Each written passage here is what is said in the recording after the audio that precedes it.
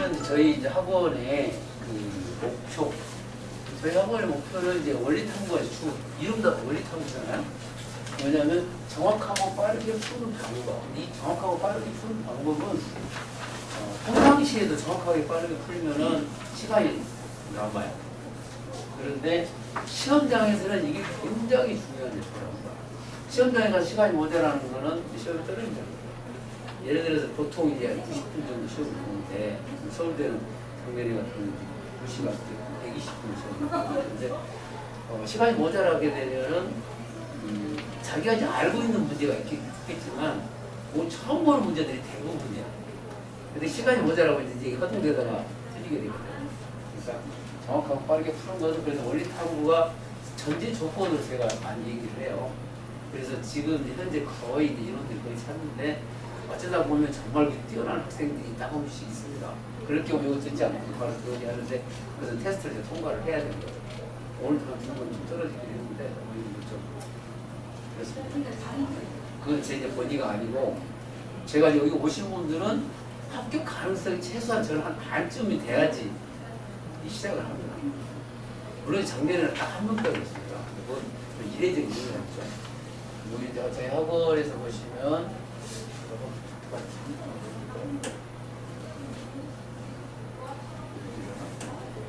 이 홈페이지는 오래돼가지고요. 왜 오래돼서 저희들이 이제 똑같은 거죠. 원리 탐구, 스토리텔링 이거는 아마 저희 학원에서는 거의 하지 않을까 싶어요. 왜냐하면 문제를 만들기 너무 어려워서 문제 자체가 굉장히 어려워요. 제가 이따 뭐 그 얘기 좀 해드리겠지만 여기 나와 있는 게 있고 그리고 여기 안에 이쪽에 들어가면 굉장히 많은 자료들이 있습니다. 성적이 지금은 안 올려요. 왜냐하면 개인정보 때문에 여기 예전에 내가 많이 보여주는 거 있는데 여기 보면요. 여기 보시면 이름이 다 나와요. 그 전에 올려놔가지고 여기 보면 학생 보이죠. 그때 가오초등학교 4학년인데 지금은 대학생이에요. 대학생이어서 왜 위에 보여드리냐면 IMO 만점 군상입니다. 그래서 시험 때쯤 이제 마지막 팀 학원에 오락할까 싶어요. 만점 군상인데 초등학교 4학년 때 1등, 뭐 중학생들이 이기면서 1등하고 그러잖아요. 근데 그렇게 잘하지는 않았어요. 지금 있는 애들이 워낙 잘해요. 그때 학년에 비교하면 지금 애들은 너무나 잘해요. 문제는 이제 커가면서 이제 뭐랄까 연계성이 사라지는데 그건 이제 설명회 할 때 많이 얘기를 많이 해요. 식을 안 써서 이제 본격적으로 점점 이렇게 가겠습니다. 이제 저희 학원에 잠깐 얘기해요. 그걸 보면 우리 학원에서는 지금 이쪽을 지금 특징 4번째에서 하는 거고 대부분 원리 탐구가 오퍼죠. 그래서 온라인으로 다 수업을 하고 전자칠판 전체적으로 다 해서 굉장히 속도가 빠릅니다. 그리고 많은 내용들을 금방 할 수가 있어요. 그래서 이제 시간이 좀 남으니까 제가 애들한테 농담도 많이 합니다. 들으신 분들 있겠지만 그때 농담을 하게 애들이 집에 가서 농담만 얘기해서 그것만 기억하고 있는 애들이 많아요. 수업 방식 메인 평가가 있고 종합 평가 이건 좀 똑같아요. 이거는 그리고 줌 수업도 이렇게 할 수 있어서 어머님들 전에는 설명에서 줌을 이렇게 많이 했는데 이거가 좀 떨어져서 이 부분은 좀 보완성도 좀 필요하고 그래서 현장 수업만 하고 이제 현장하고 같이 할 수 있고 여기는 수업 학생 중에 혹시 아프다든가 이런 경우에는 줌으로 들을 수 있습니다. 이거 줌 시설은 코로나 시절 때문에 한 게 아니고요. 제가 조금 다른 데보다 앞서갑니다. 코로나 이전에 제가 해놨어요. 근데 코로나 딱딱 챙깁니다. 책도 마찬가지예요. 이 책도 아까 그 학생이 2005년도, 10년도, 10년도잖아. 그때부터 제가 이거 만들기 시작했어요. 근데 지금 와서 이제 어떻게 보면 작년에 이제 시기가 딱 맞아 떨어진 거예요. 서울대에서 딱 합격했는데 이제 저도 깜짝 놀랐습니다. 여기 보시면 합격자들 보이는데 합격자들 서울대 여기 지금 하나, 둘, 셋, 넷, 다섯, 여섯, 7명인데 정원 18명이에요. 여기 한 명 더 있어요, 원래. 그 중학교 1학년이 있는데 KF 검정받아서 여기 이름 올리지 말아달라고 그래가지고 내렸어요. 중학교 1학년들 합격을 합니다. 우리 초등학교 6학년하고 중학교 1학년 이렇게 하잖아요. 이 중에서 하나, 둘, 셋, 넷 동시 합격이에요. 연대하고 서울대. 그리고 또 하나 더 고무적인 게 뭐냐면 면접에 단 한 명도 안 떨어졌습니다.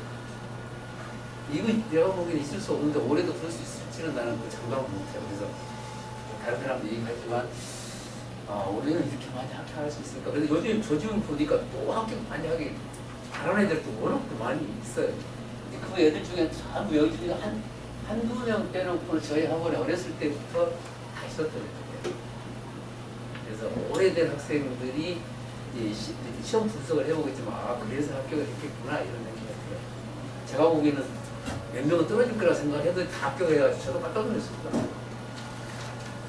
교대도 너는 주로 서울대 쪽하고 연대 쪽 왜냐하면 바로 개강이 이번 주 토요일이에요.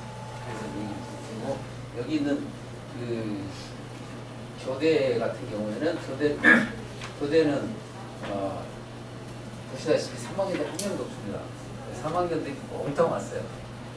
몽땅 다 떨어졌습니다. 그래서 너희들 전부 다 떨어질 수 있다고 했거든요. 왜냐하면 작년, 재작년에 3학년들이 저희 학원에서 4명이나 합격을 했어요. 그때는 탐구공을 쓸 때. 그러니까 3학년에 합격 많이 했다고 해서 또 우르르 또 옵니다. 그런데 시험으로 딱 바뀌는 순간 전체가 전멸했어요. 그래서 저는 이제 항상 그런 얘기를 해요. 교대 시험은 5학년 때 합격하는 게 좋다. 그리고 6학년 때 서울대나 연대로 가고 이렇게 1년 통으로 이렇게 가는 게 가장 좋다. 그런데 4학년 합격이 제일 많이 해요. 근데 제 생각에는 5학년에 하면 좋은데 어머님들 워낙 바쁘십니다. 3학년까지 와가지고 막 그러는데 올해는 3학년도 없어요. 아예 시험을 안 봅니다. 다행스럽다 생각해요. 차라리 4학년, 5학년 그렇게 보면 좋을까 했는데 그렇게 또 변했더라고요.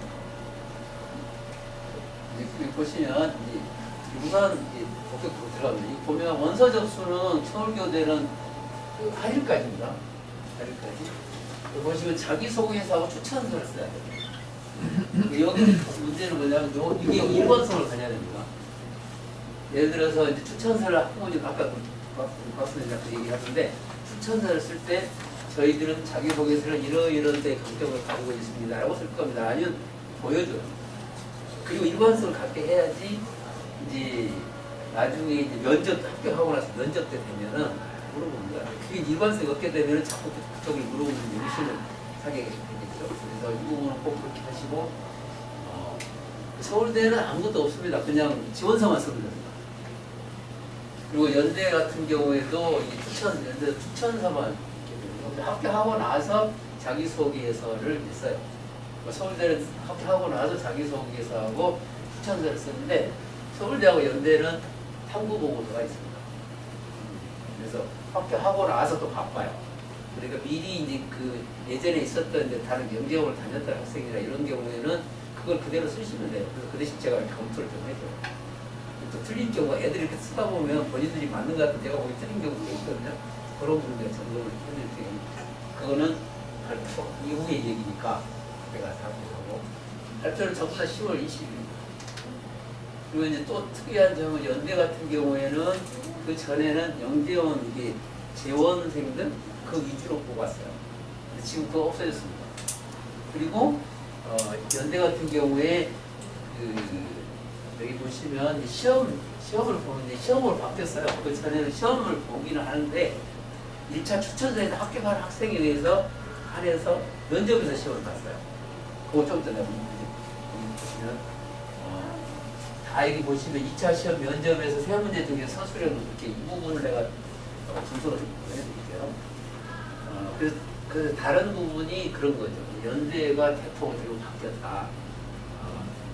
면접 서류 전형에서 시험으로 전체적으로 시험을 바뀌어버린 겁니다. 그냥 우리나라가 여러 가지 뭐 비리가 많고 그래가지고요. 다 시험으로 바뀌는 게 오히려 공평하죠. 근데 서울대만 언제 시험을 보겠다 얘기가 안 나왔어요. 다른 데 90분이잖아요. 여기도 90분인데 작년에는 2시간 봤습니다.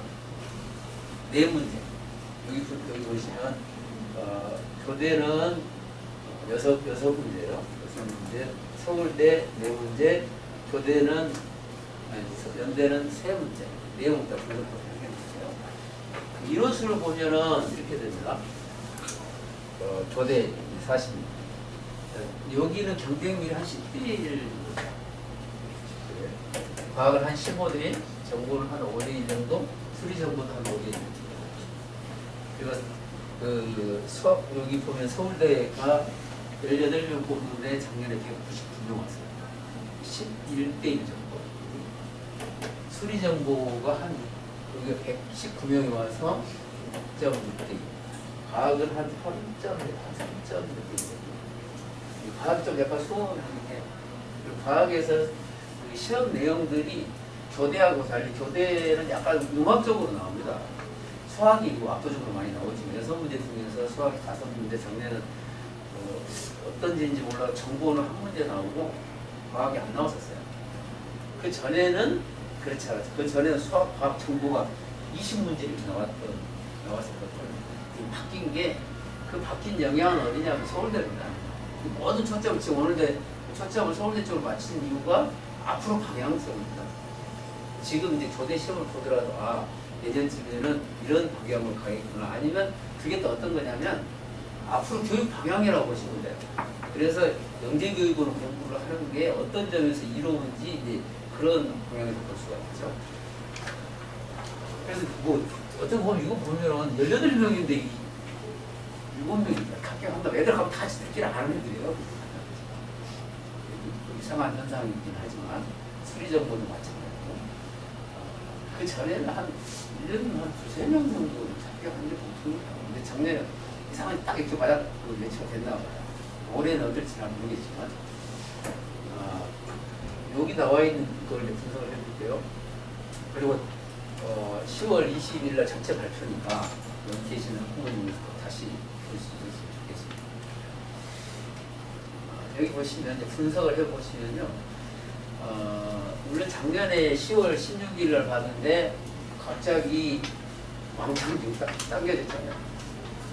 여기는 15일이었고요. 근데 벌써 한 3주가 당겨졌어요. 그래서 지금 그 시험이 저희들이 갑자기 강의가 토요일, 일요일로 같이 이렇게 하게 된 이유가 갑자기 당겨지게 됩니다. 예상. 저는 예상을 10월 16일로 예상했거든요. 서울대는 딱 맞았더니 10월 7일 딱 맞았는데 여기 연대도 연대는 이제 면접 2차가 11월 5일이었거든요. 근데 한 달 이제 시험이 16일이니까 완전히 많이 당겨졌잖아요. 이렇게 좀 당겨서 많이 변화가 있는데 여기 보시면 우선 그 교대 보면 6문제가 나왔는데 단답형이 2문제입니다. 그리고 여기서 서술형인데 S라고 써놓은 게 뭐냐면 스토리텔링 형태. 그러니까 현실과 연관돼서 이해기적으로 쭉 나와 있는 겁니다. 조건을 주어지고 이 그래프를 그려보아라. 뭐 여기 보면은 그 경우에서 요거는 이제 순수 수학 문제야. 여기 보면 뭐 주유소가 있는데 여기서 서울에서 어디까지 가면 비용이 얼마가 되는데 이거 갈 때는 어떤 때 가는 게 좋은가 뭐 이런 형태들이죠. 그러니까 자기 주장이라든가 시 쓰는 게 굉장히 중요한 역할을 합니다. 여기 이것도 어떻게 보시면 이제 한국 그리기 애들은 한국 그리지 모릅니다. 노동으로 푸는 건 줄 알아요. 저한테 배운 애들은 이거 한국 그리기 아는데 노동으로 보이는 문제는 쉽게 푸는 방법이 있는 겁니다. 이론을 모르는 거예요. 그러니까 이제 거기서 시간 다 허비하고 떨어지는 거예요. 왜 떨어질지 잘 모르지만 그건 몰라서 떨어져요. 그래서 이거하고 이 두 개는 내가 지난 설명회 때 문제를 풀어드렸어요. 오늘은 이제 그럴 시간은 아직 없고 문제를 분석하면서 하는 건데 여기 S자로 써 있는 게 여기 보세요. 서울대도 보면 다 스토리텔링, 여기도 스토리텔링이잖아요. 그런데 여기는 서술형이 아닌 게 없습니다. 서울대 전체가 서술형. 근데 이게 2시간 동안 4문제 푼다면 어떤 형태로 문제가 나오겠어요? 한 문제가 이렇게 나와서 그 문항이 3개씩 붙어 있습니다. 그러면서 이건 왜 그러는지 이유를 설명하라. 근데 어머니 여기 보면은 교대는 작년 난이도 꽤 높았습니다. 왜냐하면 이런 문제라든가 여기 있는 경우에서 문제도 풀이 방식의 뭐 차이가 있는 것 때문에 상당히 어려웠는데 서울대하고 연대는 상대적으로 굉장히 쉬웠다고 저한테 배운 애들이 쉬웠다고 그래요. 그래서 그 발표한다고 그랬거든요. 발표 시험 보고 와서 그래서 너희들만 쉽겠어. 저런 애들 다 쉽겠지. 그리고 시험 쉽게 나온다 하는 애들 다 떨어진다 그랬거든요. 그런데 웬걸 다 합격했어요. 그거 보니까 내용을 이제 보니까 얼핏 보기엔 쉬워 보입니다. 제 책 보시면 딱 5분 있다 보시고 이거 우리는 다 풀 수 있을 거예요. 그럴 수 있는 문제 많습니다. 근데 그런 게 아니고 그 사소한 부분들을 굉장히 많이 물어봐요. 예를 들어서 내가 뭐 이번 문제는 아니지만 예전에 한 10여 년 전에 서울대 문제 중에서 저는 그때부터 계속 이렇게 애들 봐왔으니까 직사각형의 넓이를 내는 공식이 뭐지? 왜 그래? 나온 겁니다. 애들 갑자기 놀리고 가로곱하기 세로 모르는 사람 아무도 없잖아요. 왜 그러냐고 물어보는 겁니다. 왜 가로곱하기 세로냐? 보이기는 엄청 어려워 보이잖아. 쉬워 보이잖아요. 근데 애들 눈에는 딱 들어오게 가로곱하기 세로 모르는 사람 어디 있어? 가로곱하기 세로. 와 쉽다고 너무 다 떨어졌거든요. 이유를 내라는 겁니다. 이유. 예를 들어서 제가 이제 그래서 이 책을 보시면서 이거 쉽다 이렇게 하시지 말라는 겁니다. 보기에는 쉬워 보입니다. 물론 이제 그 사이에 뒤에 있는 어려운 문제는 굉장히 어렵고 그리고 제가 모의고사를 굉장히 어렵게 됩니다. 최대한 그 기출문제에 비슷하게 제가 문제 다 만들어내게 되니까 근데 다른 그 기출 문제보다 더 어렵게 제가 해요. 그래야 가서 쉬워 보이니까. 그리고 이거 보시면은 이제 이거 보십시오. 조합이 벌써 네 문제 중에 두 문제입니다. 근데 애들 보면은 테스트 딱 보면은 조합 전멸을 해요. 근데 KMO 조합까지 했는데 왜 이걸 못 풀어? 그래. 그거 판약이 다른 경우가 있습니다. 그러니까 지금 했던 이제 KMO 문제하고 여기 나와 있는 영재원하고는 거의 관련이 없다고 보시면 돼요. KMO 금성을 받았다? 합격 보장 전혀 없습니다. 선행을 많이 했다? 그것도 전혀 관계가 없습니다. 그래서 여기 보시면 이제 여기도 마찬가지. 여기도 굉장히 쉽게 나왔는데 이것도 여기 나와 있는 거 보고 애들 제가 여기 있는 것도 애들 시험장에 나오면 바로 잊어버리니까 그날에 전화를 해요. 녹음을 해놔요. 그래서 다 제가 보고를 해요. 여기 다 복원되어 있습니다. 근데 복원이 안 되는 게 있어. 워낙 서울대로 복원이 안 돼요. 내용은 알아요. 예를 들어서 제가 서울대 문제 보고 요약해서 써놓은 거잖아요. 이렇게.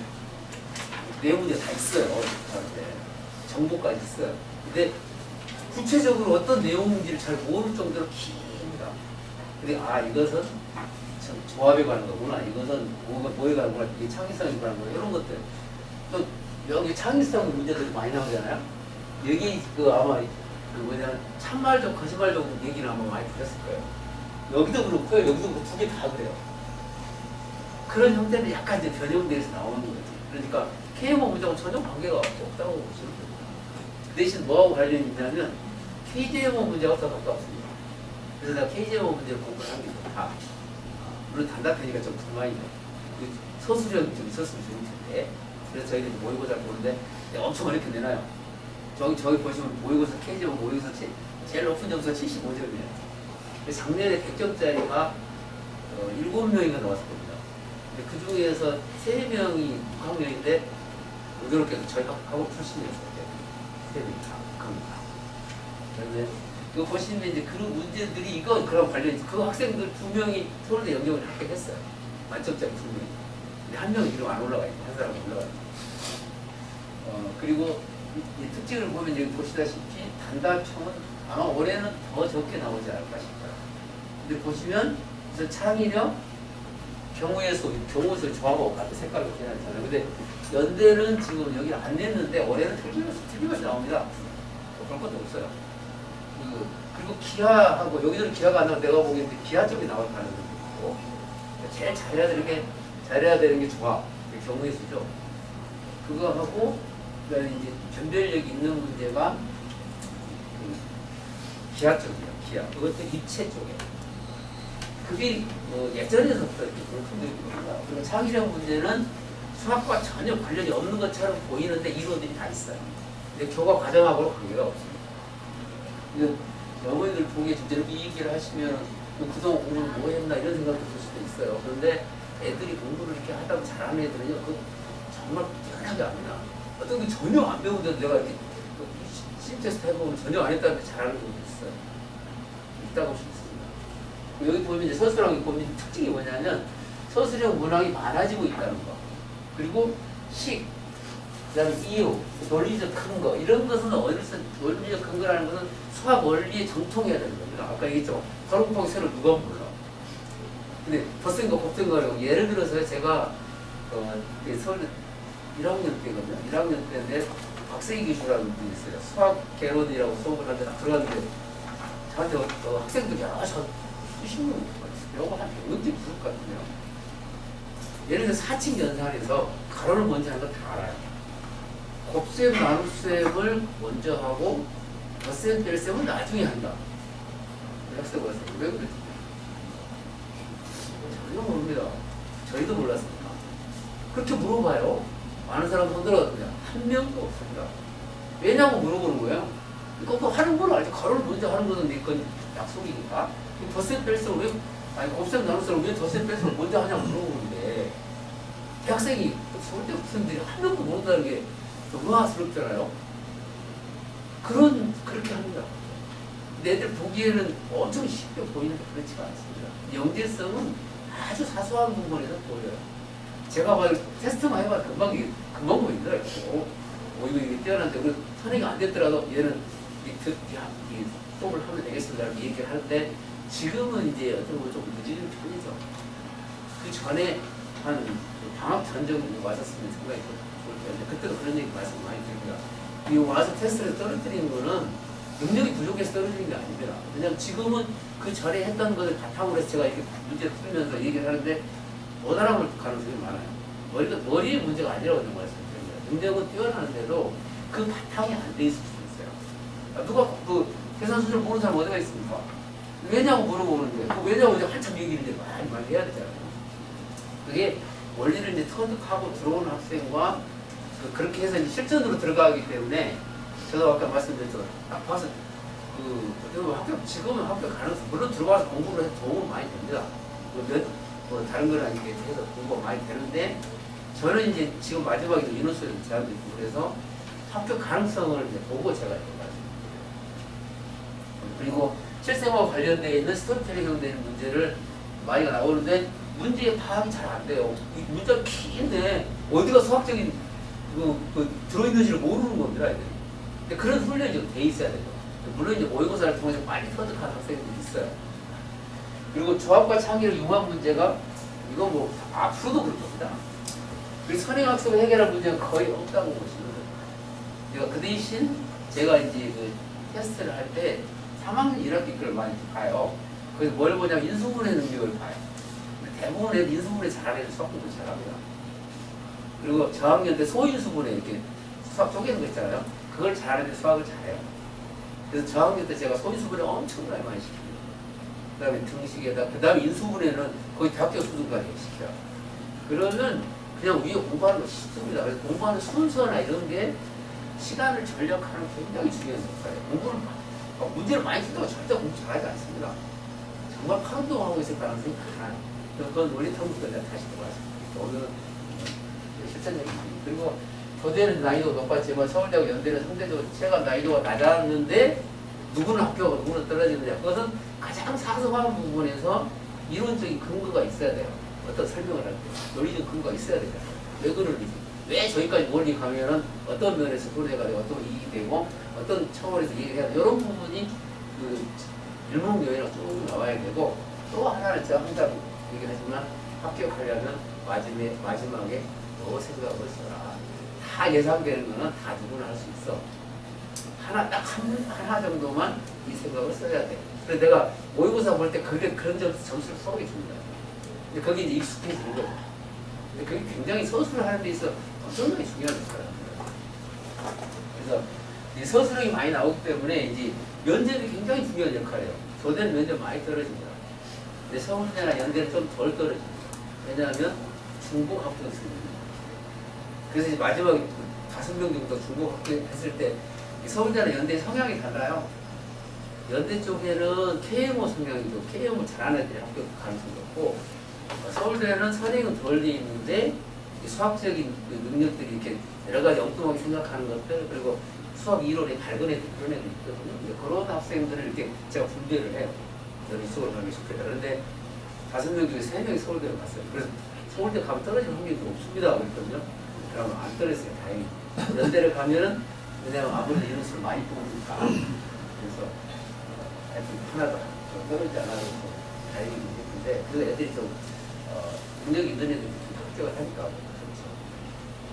그 다음에 여기는 이제 그러니까 저희가 전제 조건으로 대부분 원리탐구 수업 중에서 최소한 원리 1을 좀 들어야 된다. 왜냐면 이게 보기에 이제 쉬워 보이는데 이게 식습식 세우는 거 이론적인 거 이거 다 하면서 더 중요한 것은 이게 식 쓰는 연습을 많이 하더라고. 식을 정확하게 쓰고 그것도 어떤 또 어느 학원 보니까 내가 또 그 학원을 식도 안 쓰고 근데 그 무슨 공부해야 하냐 그래 해놨는데 요즘 식을 쓴다는데 어떻게 쓴다는 소설 쓰고 있어요. 소설 그 한글로 막 쓰고 있는데 그건 식이 아니더라고요. 소설 쓰는 게 아니고 수학 간략하게 딱 이렇게 수식으로 써야 되거든요. 그리고 수식이 안 될 때 한글로 쓰는 겁니다. 수식이 되는데 한글로 쓰는 건 그것도 강점이에요. 보면서 보기가 불편하잖아요. 그래서 그런 식쓰기 훈련하고 이론 공부가 여기서 끝난 상태에서 들어오기 때문에 여기 지금은 이제 그 전에는 방학 때 엄청 많았는데 지금은 이제 좀 시간이 없어서 좀 많이 줄어있고 다른 선생님들이 이거는 원리탐구 이제 영상을 보시면 아시고요. 책은 여기 보면 이제 책 말씀 여기에 이제 막판 마무리 쌤 준비를 하고요. 여기는 교대 시험입니다. 이거는 아까 얘기했지만 책을 시중에 거의 없는 문제들로 거의 반 이상이 차려져 있어요. 물론 이제 이 책은 오래됐기 때문에 많이 이렇게 다른 데들 이렇게 가져가서 있을 텐데 여기는 작년에 나왔습니다. 그래서 거의 없고 서울대나 연대가 그래서 연대 부분은 이거 하면서 작년에 굉장히 합격 거의 한 명 떨어졌는데 학생도 억울해 하더라고요. 왜 나만 떨어졌지? 그런 거였는데 여기 보면 10강으로 되어 있어요. 그리고 앞에 보면은 일감과 창의력하고 융합하고 원리가 이렇게 앞에 설명이 있고 그 뒤에 문제 전체 보니까 주제는 90돈이라고 해놨는데 90개 주제에다가 한 22개 돼서 한 102개 정도 문제는 292문제 이 정도인데 여기서 이제 이 문제는 원래 앞에 있는 이론들은 저한테 배웠던 원리 2를 들었던 학생들은 어렵게 생각하지 않아요. 여기도 마찬가지예요. 근데 눈에 보면 재밌습니다. 현실과 연관되어 있기 때문에 굉장히 재밌는 문제들인데 수학적으로 보면은 처음에는 적응이 잘 안 돼요. 그러니까 시험 문제도 그렇게 나오니까 갑자기 애들이 멍한 거죠. 그 공부 잘하는 애들이 떨어진 거야. 이런 이유가 적응이 안 되는 겁니다. 그래서 만약에 여기 와서 이제 테스트를 보더라도 이게 여기랑 이론수가 이제 그걸 잘 있어서 모의고사 하는 한번 참가를 하시면 내가 모의고사 비슷하게 되니까 하시고 여기는 전부 다 스토리텔링 형태의 문제에서 아까 다 보여드렸지만 이렇게 길어요. 문제가 이렇게 원리 앞에 이해하는 거 어떤 건 쉽고 어떤 건 어렵고 그런데 이 내용들이 그림도 나오잖아요. 수열하고 표준하고 인간관계가 이런 게 있어요. 이건 영재고 제가 이제 영재고 대비를 영재 교육원 전에 영재고 대비를 많이 했었어요. 그래서 그 문제보다는 좀 약간 쉬워요. 그런데 스토리텔링 형태의 문제들이어서 일부는 쉽고 일부는 어렵고 이래서 어떻게 보면 애들이 굉장히 문제 재밌어 하는 경우가 많습니다. 어떨 때 어머님들이 보시면서 어머님들 재밌게 이제 보시는 분들 아버님들도 많이 보지만 그런 거 같고 이 내용 그렇습니다. 여기는 이제 과정들이 조금 아까도 말씀드렸지만 원리 탐구에서는 이게 원리 2가 거의 필수적이라고 보시면 돼요. 그리고 교대 쪽에서는 조합 시험이 많이 나고 조합을 거쳐서 이렇게 오고 보통 한 10개월 정도 잡는데 지금 2개월 남았습니다. 그리고 여기 보면 원리 서울대하고 연대는 원리 2에서 원리 1을 온 다음에 비스톱 이렇게 오는데 한 8개월 정도 페이지에 보이는 문제들이 오늘 보니까 지금 여기를 좀 설명이 들어가고 있습니다. 그리고 이제 여기 보시면 이제 프로그램 이제 말씀드릴게요. 우선 오전 일요일 오전반에 진짜 오래전에 먹었습니다. 여기 뒤에 이제 토요일하고 일요일 뒤쪽 있는 시간은 이제 몇 명 와서 시험이 많이 떨어지기도 했지만 몇 명 잘하는 학생 부를 수 있는 여지는 있습니다. 그래도 이제 억울하다 이렇게 하시는 분들 모의고사 참가를 하시라고 이제 보내드립니다. 여기 토요일 그 연대 여기도 거의 지금 다 탔습니다. 이제 그 테스트를 지금 보고 있는 중이니까. 그리고 이제 그 혹시 떨어지시더라도 이렇게 보면서 어디에 약한 건지 어떻게 어떤 게 잘하는 건지 이건 제가 확인을 해드려요. 이 부분은 지금 안 돼 있습니다. 이게 공부 여기 많이 했는데 왜 안 되죠? 근데 그 다릅니다. 그리고 이제 여기 나와 있는 그 내용들이 너무 달라서 그냥 모의고사를 보면은 4 플러스 1인데 여기는 1회는 그동안 시험 봤던 걸 다시 가지고 한번 마지막에 가서 풀이를 해요. 그리고 시험지 주의사항이 권면사항인데 애들이 같은 실력을 가지고 있더라도 시험장에 가서 문제가 어떤 문제가 나왔을 때 이걸 어떻게 풀어야 될지 잘 몰라요. 이런 문제가 나오면 이렇게 풀어야 돼. 어려운 문제가 나오면 빨리 넘어가야 되고 시간은 얼마만큼 소요돼야 되고 이런 식이 나올 때는 이렇게 써. 이런 부분들이 마지막에 제가 이렇게 얘기를 해요. 이거는 이런 걸 하면 안 돼. 이거는 이렇게 해야 돼. 이런 것들을 애들이 아니 어리다 보니까 적응이 잘 안 되는 겁니다. 그래서 이런 부분을 마지막에 내가 말씀드리고 그래서 이제 시험으로서 4회 동하고 이래는데 그런 것들에서 마지막 그 전날 마무리를 짓습니다. 횟수를 나와져 있고 방식은 주 1회고요. 원하는 시간에 와서 90분 동안 서울대도 2시간인데 그냥 90분을 이렇게 해서 좀 이렇게 똑같이 이화적으로 할 거고요. 시험지 그리고 어떻게 하냐면 시험지 첨삭을 제가 직접 그냥 부원장을 좀 하다가 마지막에 내가 전체로 빨갛게가 열심히 했어요. 그리고 영상 어려운 문제는 영상을 제공해드릴 거예요. 분야를 보면 서울교대 수학은 여성문항지 제가 보기에는 그 장르를 다시 폐기할 가능성이 별로 없어 보여서 작년에 했던 것처럼 여성문항으로 하되 수학은 네 문제 과학은 작년에 안 나왔지만 올해 나올 가능성이 좀 있어요. 과학 한 문제, 정보 한 문제 이렇게 해서 정보는 작년에 한 문제가 나왔습니다. 근데 문제는 좀 과학은 어느 정도 해결되는데 정보가 해결 안 돼요. 그래서 제가 프로그램에 작년에 정보 특강 했던 분한테 일요일 날 한 2회 정도 좀 예정을 해서 날짜를 좀 뽑지 못했습니다. 그래서 이 부분을 좀 하고 그리고 서울대나 그 교대에 수리 정보로 가시는 학생들은 수학이 약하다고 가시는 데는 안 돼요. 정보가 일단 공부가 돼 있어야 됩니다. 서울대하고 교대는. 그리고 교대는 수리 정보가 하나만 있어요. 과학 없어졌습니다. 서울대는 수리 정보하고 수학하고 따로 있고 따로 있어서 정보를 잘하는 학생들이 이쪽으로 가는데 아무래도 수학보다 학교가 성적이 좀 높죠. 기울도 좀 많고 전문적인 부분입니다. 그래서 교대는 여성문학, 교대 수리 정보도 여성문학을 하는데 똑같이 수학은 3, 과학 1, 정보 2 이렇게 하고요. 과학은 여성문학을 하는데 과학 3, 수학 2, 정보 1. 작년에도 이런 형태로 나왔어요. 똑같이 작년에 나와서 올해도 비슷할 것 같거든요. 서울대 연대 수학은 수학만 나왔어요. 수학 4문제, 서울대 수리 정보도 수학 둘, 정보 둘 이렇게 해서 모의고사를 실시를 했거든요. 날짜는 8월 28일부터 그래서 거의 그 문제하고 비슷하게 또는 저는 좀 더 어렵거든요. 애들이 모의고사 보면 100점짜리 안 나와요. 100점 방지용은 아니지만 그래도 전체 빵점인 경우는 없어요. 한두 명은 맞으니까. 그리고 문제를 낼 때는 내부에 있는 문제도 있기는 하지만 없는 문제, 엉뚱한 문제도 제가 냅니다. 왜냐하면 갑자기 엉뚱한 문제가 나와서 얘도 당황하거든요. 그런 것들. 그래서 적응력을 길러서 시험 실제 가서는 그렇게 어려워하지 않는 상황이 될 수 있도록 그렇게 적응력을 기르고요. 여기 보면 이제 일정표가 그 시험 소시작과 일정표가 나가요. 여기도 보시면 이제 8일 동안 하는데 처음에 두 강, 하나, 둘, 하나 이렇게 해서 마지막에 가장 중요한 건 마지막 정리가 가장 중요합니다. 마지막 정리를 해서 종합시험을 이렇게 볼 때 이 정리하는 부분이 중요한데 어떤 부분 제가 수업 안 하는 줄 알아요. 물론 시험 때는 안 하겠지만 대신 식 쓰는 거라든가 마무리 짓는 게 굉장히 중요한 역할입니다.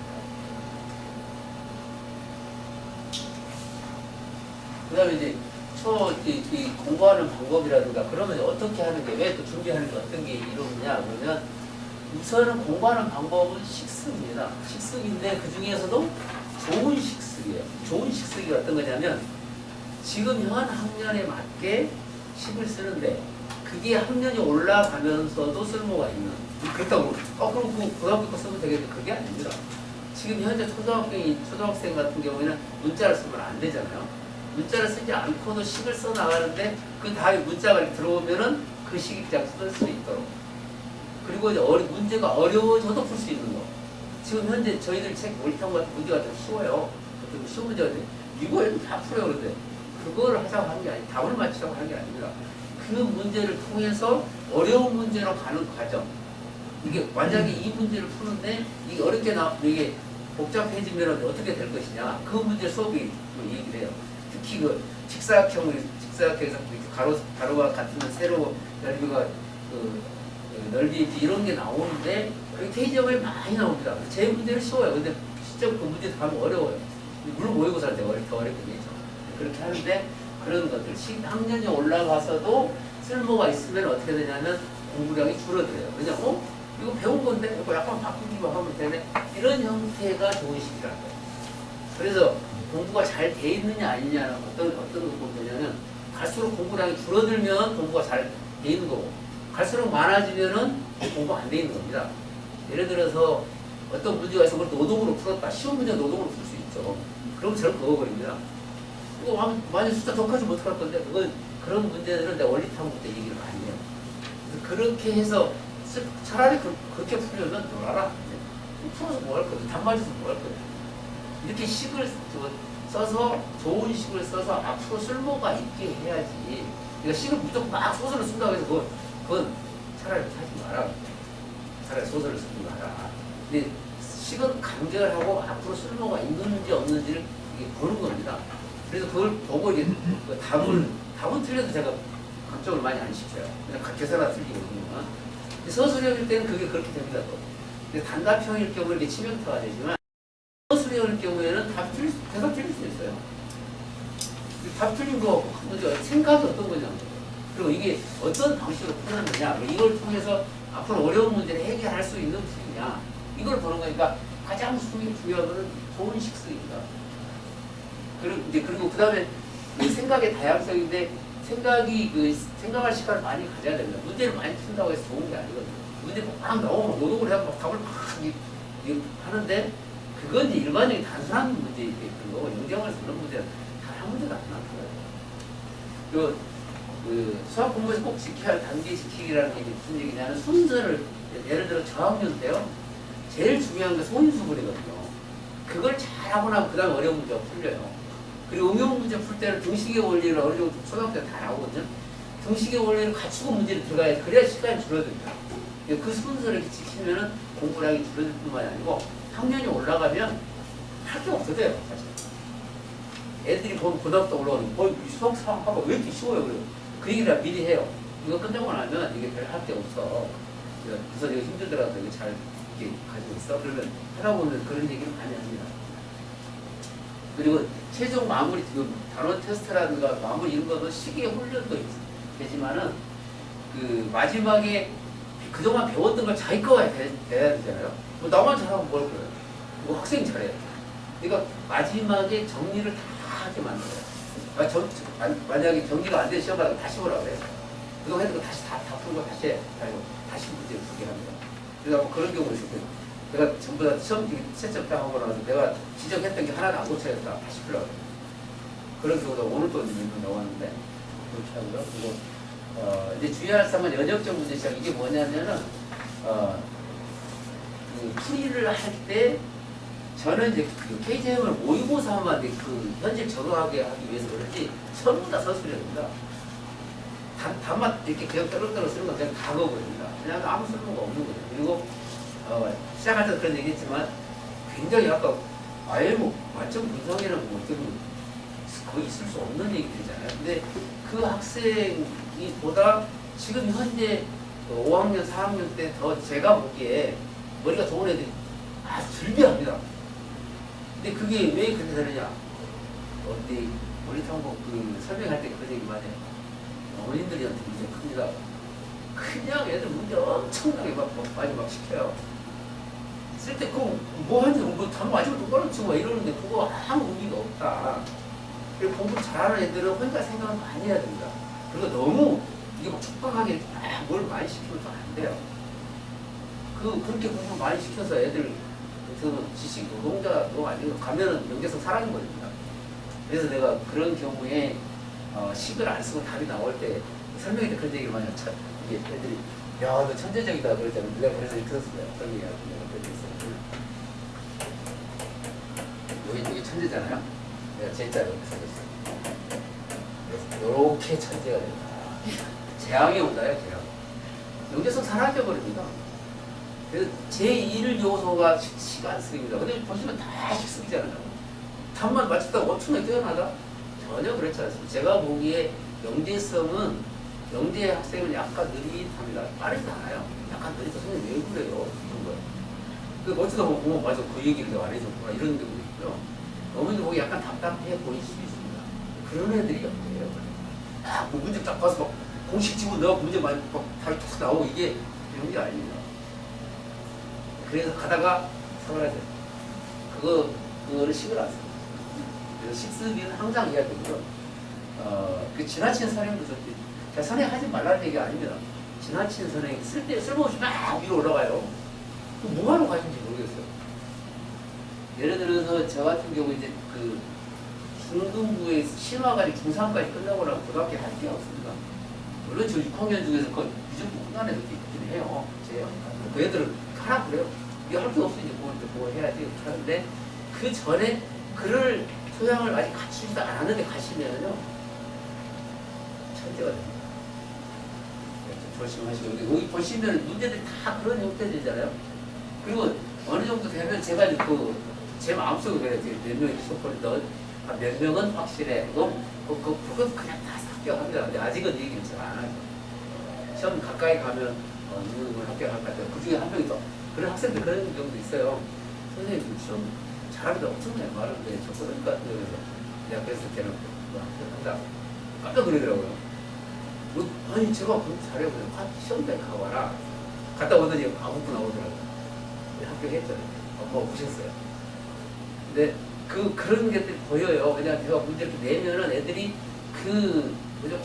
식쓸 때 이렇게 어려운 문제를 찾아서 가는 능력을 갖추어요. 아까 연어 얘기가 나오듯이 딱 보면서 찾아가거든요. 그런 능력을 갖췄느냐 아니냐 제가 보는 거예요. 모의고사라든가 엉뚱엉뚱 내면서. 근데 그 훈련이 되면은 이제 앞으로 학년이 올라가면서 절대 수학 뒤로 물러서지 않습니다. 공부 그렇게 많이 안 하는 것 같은데 다른 애도 훨씬 많이 하는 이유가 뭐냐면 굉장히 빠르고 정확하게 빽빽 풀어내니까 그 능력을 미리 갖춰야 되는데 그게 머릿속에서 이렇게 암산을 많이 해서 그 부분 오래 못 간다고. 그래서 식을 쓰면서 그 부분이 돼야 됩니다. 걔들 다 식 다 쓰는 겁니다. 그리고 이제 이 공부하는 이유가 뭐냐면요. 영재고 과학고도 그렇지만 앞으로 이제 수학 내신 상위권도 이런 형태의 변별력을 갖춘 문제들이 나타나게 돼 있어요. 영재고 저를 8분은 갔다고 봅니다. 서울대 들어가는 애들 영재고 학교 못하는 애들 제가 보기엔 없을 겁니다. 수학으로는. 과학은 그렇지만 과학은 상당히 수학적 능력이 떨어졌는데도 합격한 학생들 많이 봤습니다.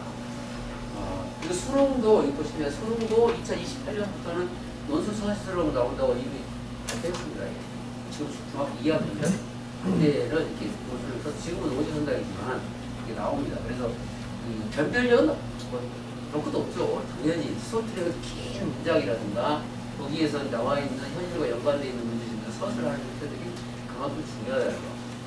그 자리에 원래 2015년도부터 그렇게 하기로 했는데 이제야 이제 오는 겁니다. 10년이 좀 지나고. 그리고 영재교육 합격한 학생들은 이제 식을 굉장히 잘 씁니다. 좋은 식에다가 순서도 빠지면 안 돼요. 순서를 지켜야 되고 빠지지도 않아야 돼요. 자꾸 다 체크를 하면 하나씩 이거 뭐가 빠져있고 순서 달라 이건 달라 이건 안 돼. 그리고 부분을 전부 다 올리탄 거 다 체크를 해요. 그리고 이론을 바탕으로 한 창의적 풀이를 한 거고 좀 죄송한 얘기지만 어렸을 때 저한테 와서 들었던 애들이 거의 다 합격생이 거의 다예요. 딱 한 분은 그 애들은 어디서 이렇게 뛰어난 애들인지 모르겠지만 근데 그 애들 거꾸로 합격하고 나서 올리탄 다시 이렇게 거꾸로 시키는 경우가 있어요. 그런 경우도 있는데 그런 학생들이 그래요. 근데 대부분 저기 있던 학생들은 어렸을 때부터 잘 배웠던 학생들. 너무 좀 딱딱하네요, 얘기가. 그래서 이걸 이제 끝내도록 하겠습니다. 감사합니다.